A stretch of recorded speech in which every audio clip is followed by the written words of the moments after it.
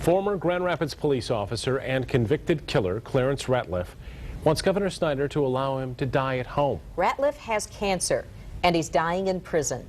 Tonight, in the second part of our series, The Meaning of Life, Target 8's Ken Kolker explores the stories of two prisoners allowed to die free. They would have died in prison. Two West Michigan women diagnosed with cancer just after they got arrested. One for armed robbery, the other for home invasions. Instead, Governor Granholm commuted their sentences, allowing them to die in freedom with family. Because I just talked to her all day long and held her hand and let her know everything's going to be okay, and I loved her, and until she took her last breath. His sister, Lori Champeau, was a former national billiards champion, even got a mention in Sports Illustrated, but an addiction to painkillers led her to rob an Allegan County pharmacy of OxyContin, armed with a squirt gun. A short time later, Lori Champeau was dying, diagnosed with lung cancer, which had spread to her brain. Governor Granholm cut her free a little more than 2 years into a 5 to 20-year sentence. I don't know how to express in words what it meant to us for her to do that. You know, it was such a touching and heartfelt,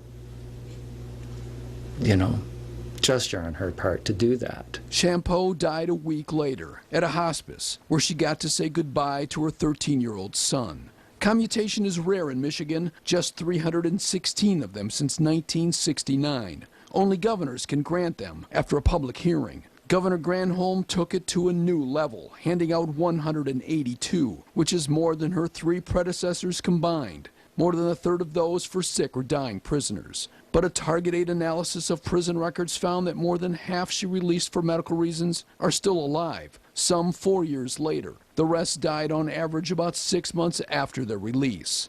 Governor Granholm didn't return our calls, but a spokeswoman said she based the commutations on public safety, the families of inmates, and the cost of care. Well, my family has an extreme amount of gratitude that we were allowed to have that time.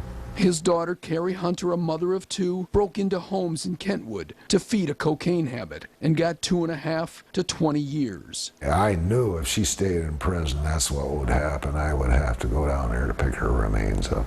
And so Granholm commuted her sentence last fall over the objection of a Kent County judge. Hunter, just 31, died this past Valentine's Day after more than 5 months of freedom.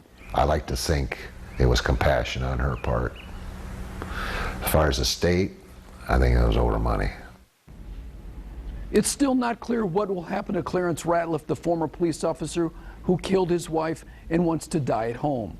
Governor Snyder's staff tells us he's not likely to commute as many sentences as Governor Granholm did. Ken Kolker, Target 8.